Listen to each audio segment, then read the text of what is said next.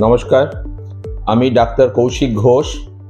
আজ আমি আপনাদের সাথে একটি অত্যন্ত গুরুত্বপূর্ণ একটি রোগ, যার নাম ডেঙ্গি জ্বর বা ডেঙ্গু জ্বর, সেই সম্বন্ধে দু এক কথা বলবো। আসলে আমরা যাকে ডেঙ্গু বলি তার সঠিক উচ্চারণটা কিন্তু ডেঙ্গি, যদিও আমরা পশ্চিমবঙ্গে বহু লোক এটাকে ডেঙ্গু বলেই জানে। প্রথম কথা হলো যে ডেঙ্গু কিন্তু একটি মশা দ্বারা বাহিত রোগ। এই রোগটা মশা করে না, মশা এই রোগের জীবাণুকে শুধু বাহন করে। ডেঙ্গি হলো একটি ভাইরাল রোগ। এক ভাইরাল রোগের দ্বারা ডেঙ্গি রোগটা হয়। এই ভাইরাস রোগের 4টে ভ্যারাইটি আছে। আপনারা এতদিন করোনা থেকে অবগত হয়েছেন, অনেকগুলো স্ট্রেন হয়। ডেঙ্গির 4টে স্ট্রেন হয়, 1, 2, 3, 4। এর মধ্যে 2 নম্বরটা হচ্ছে সবচেয়ে বেশি ক্ষতিকর বা সবচেয়ে বেশি খারাপ, যাতে মানুষের জীবনহানির সম্ভাবনা সবচেয়ে বেশি থাকে। যদিও অন্য আরও 3টে স্ট্রেনেও মানুষের জীবনহানি হতে পারে। তাহলে প্রথম কথা হচ্ছে ডেঙ্গি হচ্ছে একটি ভাইরাল রোগ, আর এই ভাইরাল রোগের আমাদের কাছে কোনো নির্দিষ্ট ওষুধ নেই। ডেঙ্গি এমন একটি রোগ যা অটোমেটিক্যালি 5 থেকে 7 দিনের মধ্যে বেশিরভাগ মানুষের ক্ষেত্রে ঠিক হয়ে যায়।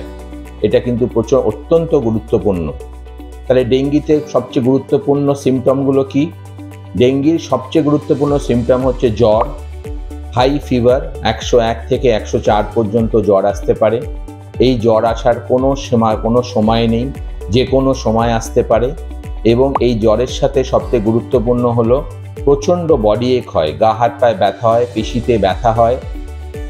আর এর সঙ্গে যখন চোখটাকে আপনি ঘোরাবেন, চোখের পেছনের মাসেলগুলোতেও প্রচণ্ড ব্যথা করে, তার ফলে চোখ ঘোরাতে ব্যথা হয়। এটাকে বলে আমাদের পরিভাষায় রেট্রো অরবাইটাল পেন। এছাড়া ডেঙ্গুতে যেটা আরো যেগুলো হতে পারে, তার মধ্যে একটা হলো গায়ে র্যাশ বেরোতে পারে, বিভিন্ন জায়গায় র্যাশ, মুখ শুকাতে পারে, দুর্বল লাগতে পারে, বমি হতে পারে, পাতলা পায়খানা হতে পারে। এই যে ডেঙ্গি ভাইরাসটি, এই ভাইরাসটা একটা ফ্যামিলির মধ্যে পড়ে, যে ফ্যামিলির মধ্যে আরও 2টো রোগ আমাদের দেশে হয়, যেটা হয়তো অতটা গুরুত্বপূর্ণ নয় কিন্তু ভারতবর্ষে হয়। সেটা হলো চিকেনগুনিয়া আর জিকা। এই জিকা, চিকেনগুনিয়া আর ডেঙ্গু ভাইরাস একই পরিবারের ভাইরাসের মধ্যে পড়ে। তাহলে প্রথম কথা হলো ডেঙ্গি রোগে সবচেয়ে গুরুত্বপূর্ণ সিমটম হচ্ছে জ্বর। সচরাচর ডেঙ্গি সাধারণ মানুষের ক্ষেত্রে নর্মালি 7 থেকে 10 দিনের মধ্যে জ্বর কমে যায়। সুতরাং এই রোগের ক্ষেত্রে কোনো কিছু বিশেষ ওষুধের দেওয়ারও প্রয়োজন নেই। শুধু জ্বর হলে আমরা প্যারাসিটামল দিই। ডেঙ্গির ক্ষেত্রে যেটা মনে রাখতে হবে, যে ডেঙ্গির ক্ষেত্রে যত ধরনের কমপ্লিকেশন হয় সেগুলো সবই জ্বর কমে যাওয়ার পরে হয়। যখন রোগী মনে করে যে তার জ্বর কমে গেছে, তার ভালো লাগছে, তারপর থেকেই তার কমপ্লিকেশনসগুলো হতে পারে। সবচেয়ে গুরুত্বপূর্ণ কমপ্লিকেশন কি? ব্লিডিং, রক্তক্ষরণ। আমাদের শরীরে প্লেটলেট নামক একটি জিনিস আছে যা রক্তকে ক্লট করতে সাহায্য করে। ডেঙ্গির যদি কোনো কমপ্লিকেশন হয় তাহলে প্লেটলেটের সংখ্যা কমে যায় এবং শরীরের যে কোনো অঙ্গ থেকে ব্লিডিং হতে পারে।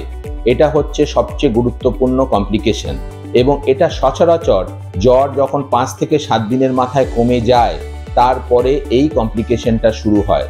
সুতরাং ডাক্তারদের ক্ষেত্রে সবচেয়ে গুরুত্বপূর্ণ সময় হলো জ্বরের সময় নয়, জ্বর কমে যাওয়ার পরের সময়, এবং তখন প্রখর অবজারভেশনে রাখা যে এই পেশেন্টের কোনো কমপ্লিকেশন, যার মধ্যে সবচেয়ে গুরুত্বপূর্ণ হচ্ছে রক্তক্ষরণ, যে কোনো জায়গা থেকে প্লেটলেট কমে যাওয়া, সেটা হচ্ছে কিনা।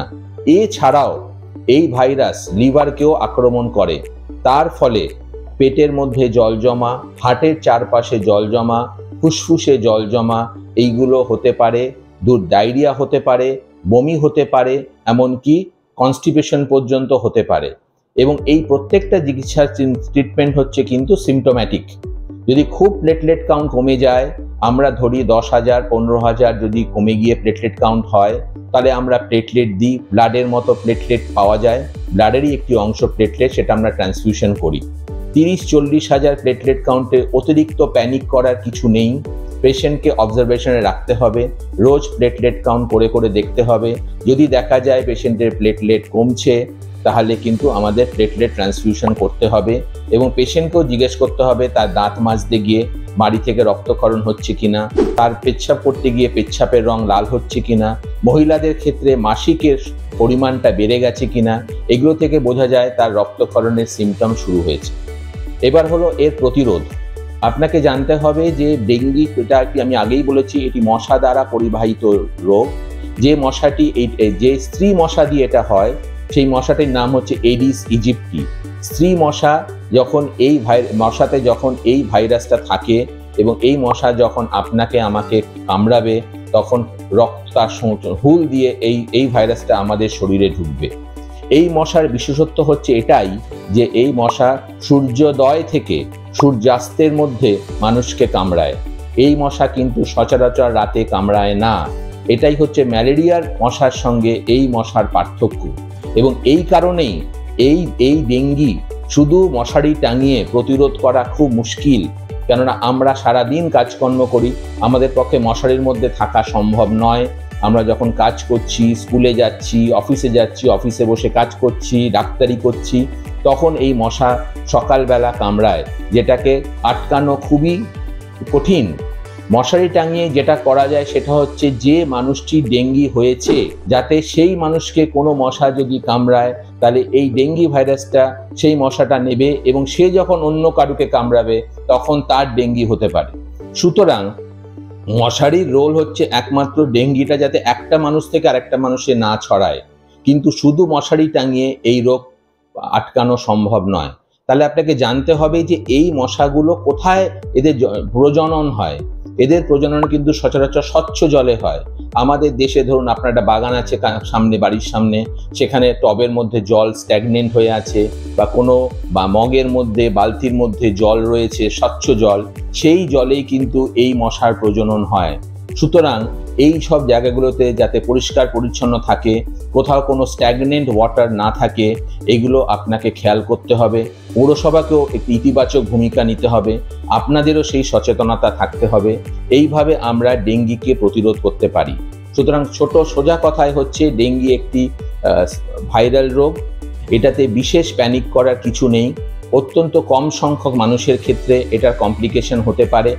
কমপ্লিকেশন হলে ডাক্তারবাবুর সঙ্গে সঙ্গে আপনাকে যোগাযোগ করতে হবে এবং এটার প্রতিরোধের উপায় হচ্ছে নিজের আশেপাশের পরিবেশকে পরিষ্কার পরিচ্ছন্ন রাখা। আপনাদের একটা ছোট্ট পরিসংখ্যান দিই। আগের বছর রাজপুর সোনারপুর পৌরসভাতে হিন্দুস্তান হেলথ পয়েন্টে ডেঙ্গি নিয়ে প্রায় 300 থেকে 350 রোগী ভর্তি হয়েছিল। তাদেরকে আমরা সঠিকভাবে চিকিৎসা দিয়ে এখানে মর্টালিটি কোনো রকম ছিল না, 0% মর্টালিটি ছিল। সুতরাং এটি একটি অত্যন্ত অ্যাফোর্ডেবল হাসপাতাল, কম পয়সায় এখানে ভালো চিকিৎসা পাওয়া যায়। যদি আপনাদের কোনো ডেঙ্গি সংক্রান্ত কোনো কমপ্লিকেশন হয়, কোনো যেগুলো আমি আপনাদের বললাম সেগুলো হলে আপনারা নির্দ্বিধায় এই হাসপাতালে আসতে পারেন। আমরা আপনাদের জন্য এখানে আছি এবং যদিও আমরা আশা করছি যে আমরা চাই না এখানে ডেঙ্গি নিয়ে রোগী ভর্তি হোক, আমার পরামর্শগুলো ফলো করলে আশা করি এবারে রোগী ভর্তির সংখ্যা অনেক কমবে। এই কটি কথা বলে আজকে শেষ করছি। সবাই সুস্থ থাকবেন, ভালো থাকবেন। নমস্কার।